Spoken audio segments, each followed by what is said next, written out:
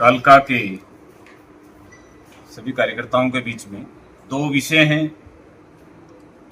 जो लगातार आज पूरे हरियाणा में चर्चा का विषय है। हर जगह पर बड़े पप्पू के बाद छोटा पप्पू हरियाणा में तरह तरह की बातें कहते घूम रहे हैं। और जींद में कल भाजपा के कार्यकर्ताओं ने पड़ाव डालकर जब उनसे पूछना चाहा कि आप बताइए आपने हरियाणा के लिए क्या किया, तो दीपेंद्र सिंह हुड्डा सवालों के जवाब से भागते हुए दिखाई दिए। और वहीं दूसरी ओर पहले आदरणीय मनोहर लाल जी के नेतृत्व में लगातार 9 वर्षों तक भारतीय जनता पार्टी की डबल इंजन की सरकार ने केंद्र और प्रदेश में अनेकों लाभकारी योजनाएं धरातल पर उतारने का काम किया। और मात्र 9 साल का तो ये बराबरी कर नहीं सकते। मैं ये कहता हूं नायब सिंह सैनी जी जब से हमारे आदरणीय मुख्यमंत्री बने हैं, इन 6 महीनों की बराबरी करने की भी क्षमता पिछले 10 साल के कार्यकाल में भूपेंद्र सिंह हुड्डा की नहीं है। अभी छोटे मोटे यदि आपको बताऊं, 7400 टीजीटी का लंबे अरसे तक कांग्रेस की भर्ती रोको गैंग ने कोर्ट में भर्तियों को रोकने का काम किया। उसके बावजूद भी हरियाणा सरकार ने मजबूती से इसको लड़ते हुए और 7400 टीजीटी पहले पिछले 2 हफ्ते पहले हमने उनको अपॉइंटमेंट लेटर मुख्यमंत्री जी ने एक बड़े समूह के बीच में उनको देने का काम किया। उसी कड़ी में आज ताऊ देवीलाल स्टेडियम में 3774 ग्रुप डी की भर्ती का भी उनको अपॉइंटमेंट लेटर देने का काम आज माननीय मनोहर लाल जी, माननीय नायब सिंह सैनी जी ने आज ताऊ देवीलाल स्टेडियम में किया। लंबे अरसे से भर्ती रोको गैंग ने पंजाबी टीजीटी टीचर्स की भर्ती को रोकने के लिए कोर्ट में घसीटने का काम किया। उसी लड़ाई को लड़के हरियाणा सरकार ने 104 पंजाबी टीजीटी टीचर्स को भी आज अपॉइंटमेंट लेटर देने का काम किया। एक तरफ वो किसानों के भले की बात करती है, दूसरी तरफ भारतीय जनता पार्टी के नायब सिंह सरकार ने 133 करोड़ किसानों का पुराना कर्ज माफ करने का काम किया। वही जो नई पात्रता परीक्षा के नाम पर भूपेंद्र सिंह हुड्डा सरकार ने एक नई लूटने की स्कीम लागू की थी कि हम पात्रता करेंगे और उसको हर दूसरे साल, हर 1 साल बाद पात्रता परीक्षा रख के लोगों को, नए युवाओं को परेशान करने का काम करते थे। वही नायब सरकार ने उनको पात्रता परीक्षा को आजीवन, जब तक वो एलिजिबल रहेगा जॉब अप्लाई करने तक, यदि वो नहीं हो पा रहा है पहली भर्तियों में, तो उस पात्रता परीक्षा को आजीवन लागू करने का भी नायब सरकार ने ये काम किया है। आज ही 3400 करोड़ की अनेकों योजनाओं का जनता के बीच में लोकार्पण और नए नींव के पत्थर रखने का भी नायब सरकार ने काम किया है। वही पंचकुला वासियों के लिए 315 करोड़ रुपए के विकास कार्यों की सौगात भी आदरणीय नायब सिंह सैनी जी ने दी। मैं आपके माध्यम से पहली जो एक पक्ष था इस प्रेस कॉन्फ्रेंस का, मैं भूपेंद्र सिंह हुड्डा से और दीपेंद्र सिंह हुड्डा से, क्योंकि आज बाप बेटा एंड कंपनी ही है, कांग्रेस हरियाणा में है ही नहीं है। आज कांग्रेस नाम के यदि कोई चर्चा करे तो कांग्रेस हाशिए पर है। तो मैं भूपेंद्र सिंह हुड्डा और दीपेंद्र सिंह हुड्डा से इस बात से सवाल पूछता हूं कि आप भी एक अपना श्वेत पत्र पिछले 10 साल यूपीए 1 का, जब आप केंद्र में भी थे, प्रदेश में भी थे, आप भी एक श्वेत पत्र जारी करें कि आपके 10 साल के शासनकाल में कितने रोजगार आपने दिए, कितने आपने किसानों के लिए काम किया, किसने कितना आपने कमेरा वर्ग के लिए काम किया। आप एक श्वेत पत्र जनता के बीच में लेके जाएं। खाली झूठ बोलने की राजनीति जो कांग्रेस की मंशा पहले से रही है, उसका जवाब आज जनता आप लोगों से मांग रही है। दूसरी ओर आज राष्ट्रवाद के नाम पे भारत का सम्मान पूरे विश्व में बढ़ा है। आदरणीय नरेंद्र भाई मोदी जी के नेतृत्व में आज विश्व में भारत को सम्मान की दृष्टि से देखा जाता है। आज विश्व का कोई भी निर्णय होने से पहले हमारे तिरंगे का मान को देखते हुए नरेंद्र मोदी जी के क्या व्यूज हैं, भारत के प्रधानमंत्री के क्या व्यूज हैं, उसको लिया जाता है। क्योंकि भारतीय जनता पार्टी का थीम रहा है राष्ट्र पहले। हम नेशन फर्स्ट वाली पार्टी वाले लोग हैं। इसलिए पिछले जब आदरणीय नरेंद्र मोदी जी ने तिरंगा अभियान शुरू किया कि आम जनमानस का यह उत्सव बने 15 अगस्त, तो एक गिनीज बुक में लिखने लायक रिकॉर्ड हमने पहले बनाए और आज उसी रिकॉर्ड को पूरे देश के कोने कोने में सामाजिक वे से अनेक संस्थाएं तिरंगे के मान सम्मान के लिए बड़े बड़े कार्यक्रम आयोजित हो रहे हैं। आज पूरे देश के अंदर हर वर्ग, हर समाज, युवा हो, महिलाएं हैं, चाहे बुजुर्ग हैं, आज सड़कों पर खड़े हुए लोग जो तिरंगा बेचने के लिए खड़े होते हैं, आज शौक से गाड़ी रोक के आम जनमानस तिरंगे को लेता है और वो अपने घर पे लगाने के लिए खरीद के लेके जा रहा है। ये भी आकर्षण यदि पैदा हुआ है। एक तरफ भारतीय जनता पार्टी का कार्यकर्ता पूरे देश में तिरंगे को हाथ में लेके चल रहा है, दूसरी तरफ हरियाणा में दीपेंद्र सिंह हुड्डा केवल कांग्रेस के झंडे को ही फहराते हुए घूम रहा है। जो एक पर्व का दिन है, आज 15 अगस्त के नजदीक हम बैठे हैं, तो मैं भूपेंद्र सिंह हुड्डा और दीपेंद्र हुड्डा से यह भी पूछना चाहता हूं कि राष्ट्र और समाज के लिए आप लोगों ने इतने लंबे अरसे तक क्या किया। और उसी कड़ी में कालका के अंदर एक भव्य कार्यक्रम का आयोजन, जिसमें एक बड़ा ट्रैफिक मोटरसाइकिलों का काफिला होगा, आपके ढोल नगाड़े होंगे, आपके डीजे देशभक्ति गीतों के साथ गाते हुए हजारों की संख्या में कल शाम को 4 बजे हम युवा, बच्चे, माताएं, बहनों के साथ एक उत्सव के रूप में कालका पिंजौर से, कल पिंजौर गार्डन से और व्हाइट कैसल तक एक बड़ा कार्यक्रम का आयोजन कर रहा है। उसमें मैं आपके माध्यम से एक एक जनमानस, कालका विधानसभा के सभी कार्यकर्ता यहां पर बैठे हुए हैं, तो सभी से आपके माध्यम से अपील करता हूं, ये उत्सव जो है आम समाज का उत्सव है। आप इस उत्साह के वातावरण में, राष्ट्रवाद के वातावरण में हम इस उत्सव को मनाने के लिए पिंजौर गार्डन में, जिसकी देखरेख हमारे वरिष्ठ नेता, पूर्व में चुनाव लड़ा श्यामलाल बंसल जी कर रहे हैं, और बाकी तमाम नेता, हमारे नगर परिषद चेयरमैन हैं वीरेंद्र राणा जी हैं, मंडल अध्यक्ष हमारे दोनों पिंजौर के और कालका के बैठे हैं भुवन जी और नारताराम जी, संतराम जी, हमारे सामाजिक भी छवि जिनकी ज्यादा है, राजनीति कम कहूंगा मैं तो सामाजिक ज्यादा है।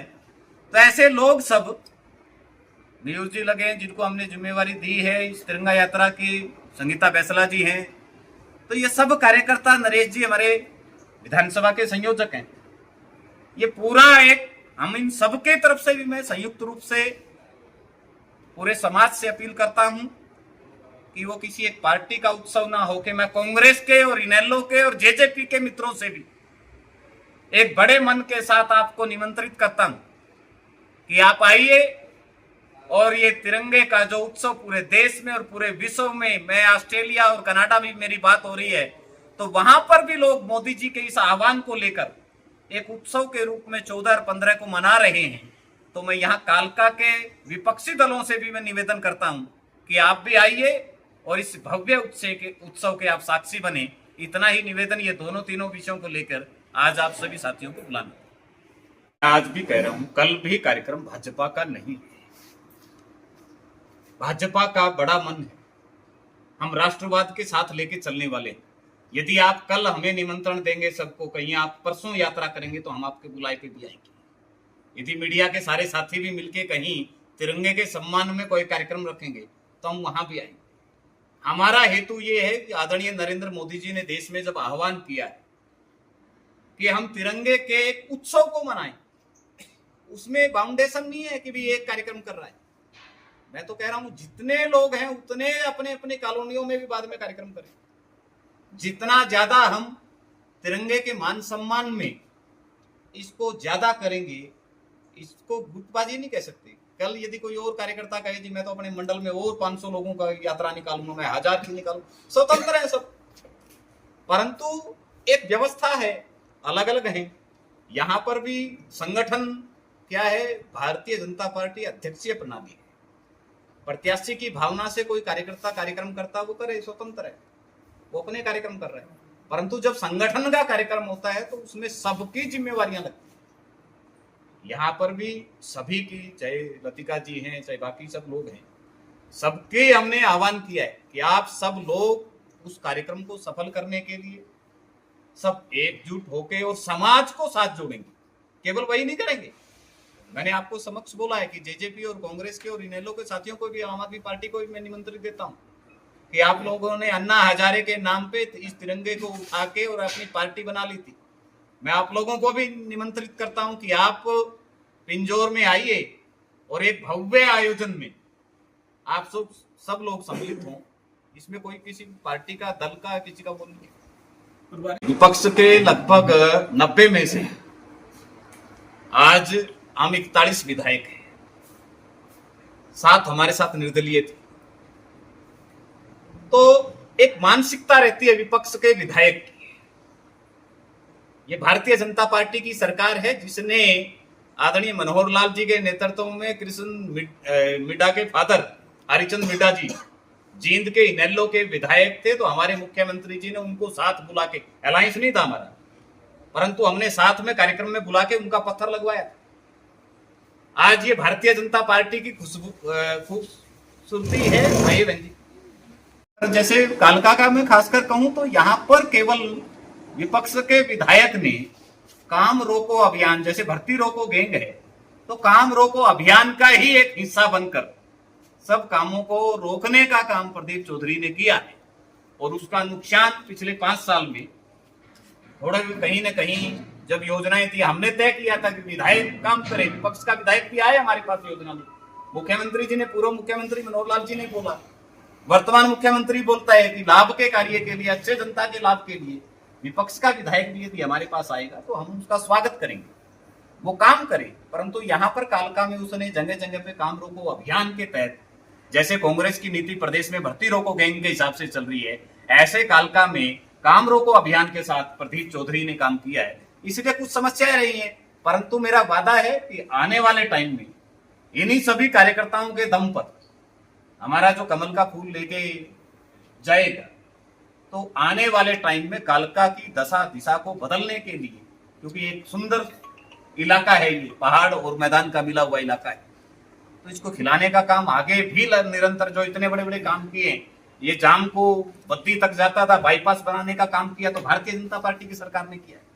अनेकों और काम है जो भारतीय जनता पार्टी की सरकार में हो रहे हैं और निरंतर चल रहे हैं, उनको भी। और कई बार एक और नॉर्म्स के हिसाब से भी मैं आपको बता दूं, जब एक सड़क बनती है तो उसका दोबारा टेंडर 5 साल तक नहीं हो सकता, उसकी रीमेंटेनेंस तो हो सकती है, बीच बीच में मेंटेनेंस होगी, परंतु उसको दोबारा टेंडर जब होगा एज पर लो, वो 5 साल के बाद ही होता है।